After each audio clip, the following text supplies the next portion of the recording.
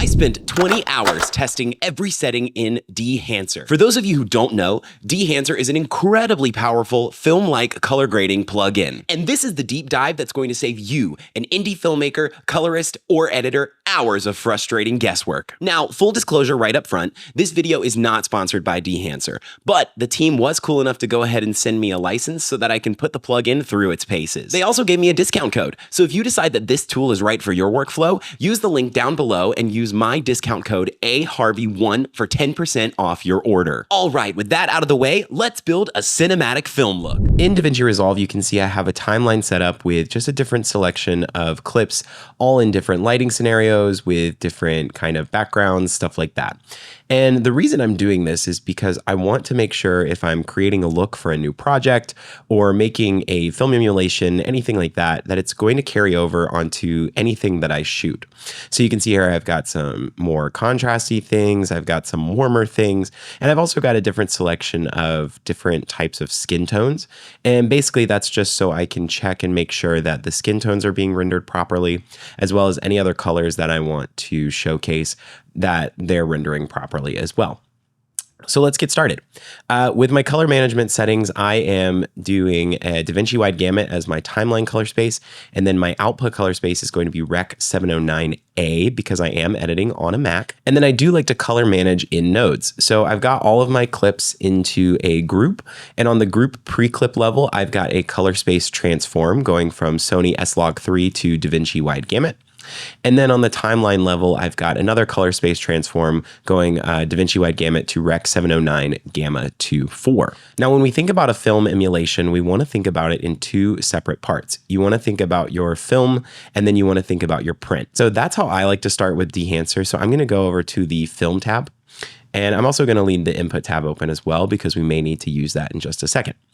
Now, for the film, this is going to give me what profile do I want the actual negative to be printed on. And if you open up this dropdown, we've got a ton of options here. So for this one, I did a little bit experimenting, and I actually want to use Kodak Vision 3 500T. You can see that drastically changed the image and gave it a different white balance, if you will. And the next thing I'm going to do is I'm actually going to go to my print. Now, for the print, right now it's set to linear. I'm going to go ahead and change that to print on Kodak 2383. And as you can see, that changed the image again as well. We've got a little more contrast. We're kind of back to a more neutral color. And that is where I'm going to begin my process of kind of figuring out how I want this to look. So I've got my print of Kodak Vision 3 500T. And now I'm printing that onto 2383, which if you're unfamiliar, 2383 is a pretty standard stock for film to be printed on. So the next thing I'm going to do is going to start trying to tweak with my push and pull. And as you can see, if I kind of pull the image, I'm going to get one look. And if I push it, I'm going to get a different one. And so for this particular shot, I think I'm going to kind of leave it right around here. And then for the time being, I'm going to go down to my film grain, and I'm just going to turn that off for a second just so I can see the color of the footage before I add all of that grain on. The next thing I want to point out is your input. I know that in the beginning of the video, we set this to DaVinci Wide Gamut Intermediate. And below that, you can see a lot of these different exposure, temperature, tint, all this kind of fun stuff. And the cool thing about Dehancer is these are actually affecting the image before it gets piped into the Dehancer film emulation pipeline. So let's say that you shot everything, but you know that it was all a little warm. You could go ahead and actually affect the white balance of the footage here. And that's going to affect the footage white balance before it actually comes into the pipeline for Dehancer. Same thing for exposure. You could kind of bring the exposure down, all of those fun things that if you need them, they are there. So that's pretty cool. So let's go over to the next tab, which is Film Developer. Now, what this is going to do is it's going to kind of take the image from Kodak Vision 3, and it's going to allow you to make some more specialized changes to the footage before it gets actually printed onto the stock. So let's say we wanted to kind of boost the contrast a little bit. We could do that. Need to enable it first. We can kind of boost the contrast a little bit. Maybe your gamma needs a little bit of change. You could go ahead and do that. Color separation is just going to kind of make sure that everything gets fully separated in the color. So you can see here, it's a little more similar, but as soon as I boost that, my blues and my skin tones kind of pop a little more. And then color boost is going to help with any saturation that you may want to do, or you can pull saturation as well. Film compression. So what this is going to do is it's going to mimic the compression that naturally occurs when you shoot on film. So if I go ahead and enable this, you can kind of see this light bulb here at the top. If I really crank the impact and then toggle this on and off, you can kind of see the dynamic range of the light up here in the top of the frame changing as I compress it down. For the expand tab, this is going to allow you to basically change the black point and white point of your image. So we've got black point here. Let's say I wanted to raise the shadows a little bit, I could do that. Or if I really wanted to crunch that contrast, but I only wanted to do it on the bottom end, I could do that. Same thing with the top. I could kind of, really pull out those highlights, or I could kind of clamp them down as well. This is really similar to the film compression, but it's going to give you those specialized sliders for your black and white points. So you can kind of adjust those separately. Now, color head is really interesting. This is really where you can kind of get into look development. These first three sliders, the yellow, blue, magenta, green, cyan, red, these are going to be very similar to your printer points, which is how color timers would affect the look of film back in the day. So let's say I've got this shot here, but I really want it to kind of lean more towards like a green or a cyan look, right? Well, with these color heads, I could take the red slider here. I could kind of move that towards cyan a little bit. If I enable this, you'll see it. And that might be too much. So let's do it again. So I can kind of move this way a little bit. And then maybe I want a little bit of green in there to kind of give it like a icky green look. So yeah, that's right there is already a pretty pushed look. And then I can kind of, toggle that back and forth. You can see now I've added this gunky green color to the footage. But again, what's really nice is our skin tones are kind of holding true to this. It's really just affecting all the other parts of the image. The rest of these are going to get more into what we would call spatial effects. So I'm going to close this. And the next one down is going to be film grain. Now, this one's pretty self-explanatory. You've got different film grains here ranging from 8mm all the way up to 65mm. And what's really cool that Dehancer has done is they've given you a different ISO per grain. So what does that mean? Well, back in the film days, a lower ISO like 50 would give you a smaller grain size, whereas a higher ISO like 500 or 800 would give you more grain because it would be more noticeable in the print. And so if we go ahead and turn this on, just so you can see it over the compression on YouTube, I'm going to go and zoom in real here.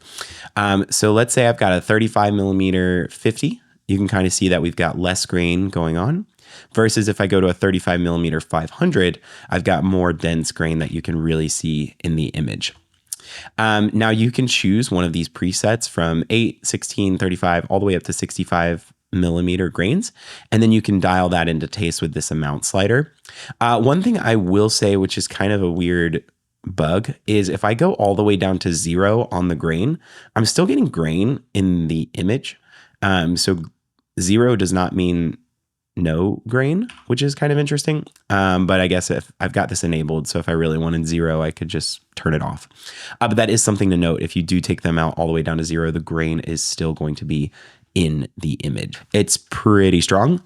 So I'm going to pretty much have that. And now I've got like a nice subtle grain here. The next thing we've got is halation. So the cool thing that Dehancer allows you to do is kind of split up your grain, halation, and bloom. So let's say I wanted like a 35mm grain, but I really wanted strong halation on the image. I could actually do like a super 8mm halation and get it really strong. Or if I wanted to do like a 16, super 16, and then I could really crank that halation. Now, the cool thing about this is, let's see, I'm going to go to super 8. You can kind of see around this light bulb, it's getting really strong, and I can kind of bring that back and forth.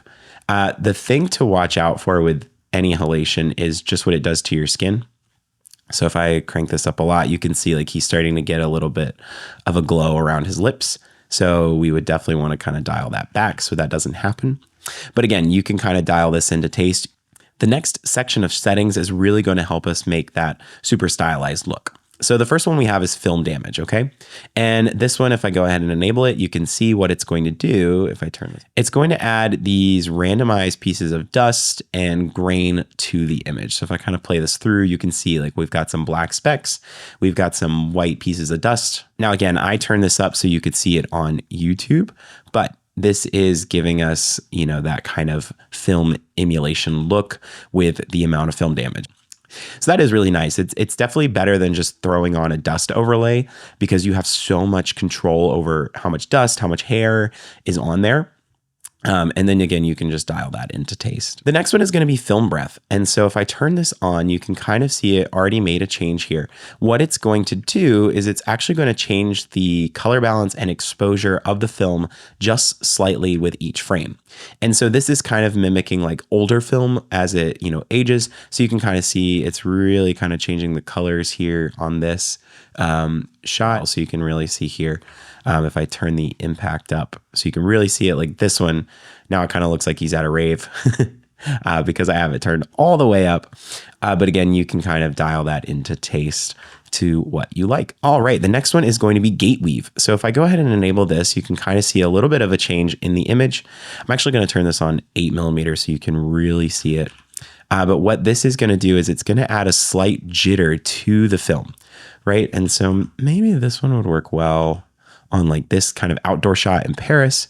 You can kind of see it's jittering. And then what would really work well is if I added, kind of a Super 8 damage to this.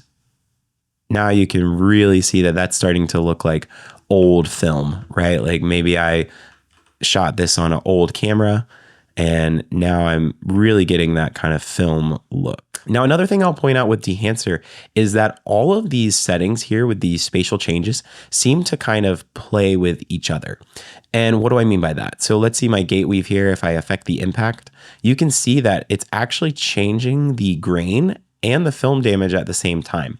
So it's this idea that, when you shoot on film and edit with film, the film kind of talks back to you. And when you push it one way, it's going to pull another way. And Dehancer's done a really good job of, emulating this with their plugin. So you can see here, the more that I have this impact of the jitter, the more like dust and grain I'm going to get and scratches here. And if I pull it back, it's changing that in real time. So that's a really cool thing that Dehancer has done that I'm super stoked about with this plugin. All right, the next section is going to be overscan. Now, this is something that you may or may not use all that often, but what this is going to do is if I enable it, it's going to add these, film scan borders to the image. So let's say I take this, I'm going to turn my film damage back on, and I'm going to do my gate weave. You can see here, like now that's starting to really look like, I shot this on an old film camera. And this has a ton of settings inside of it. You've got, what film stock you want it to be on. So let's say I've got like a Super 8 look here. That's starting to look really film emulation like. I can go to Super 16. I can go all the way up to like a widescreen kind of look here. And what this is going to do is it's going to add the film border for you. It's also going to like see how they can move a little bit. And so this is a really quick way to get a super stylized film look really quick. So I'm going to put this back on. I like the Super 8. So let's go on Super 8 here. Yeah, you can see this here. And then I've got a ton of options down here. I can change if the gate is sharp. So you see it's got a little sharper here, or if it's more rounded like that. I'm going to leave that on the default. Preparation mode, I can change that to a negative, which would be like this, or a positive, where this is now the positive stock of the film stock. And then I can also change the orientation. So let's say you wanted it this way, or if you wanted it to be the normal vertical film stock. And then again, you've got some more options down here. You can change the exposure of the actual film gate. Now, this is not going to change the exposure of the footage. It's just going to change the exposure of the gate. So if you take a look over here at this little piece of film damage, I'm changing the exposure of this, which can give you a pretty interesting look. I can also change the scale, how big I want it. And again, notice how this is also changing all of our film damage and film grain, which is really cool to see. So again, this is really useful if you're trying to make like a stylized film look. I mean, yeah, wow, that actually looks like it was shot on an old piece of film. So this is coming out great. Let's see, let's take a look at, yeah. That looks like a nice old film stock right there. So I'm going to turn this off for right now just so we can look at the color again. And the last thing I wanted to show you is the monitor section. So this is really good when you're trying to build a look. You can turn on the false color, and what that's going to do is show you how your exposure is looking. So then again, if I needed to go up to here and change my exposure a little bit, I could to kind of bring him out, but actually he's looking pretty good right there. So we'll leave it like that.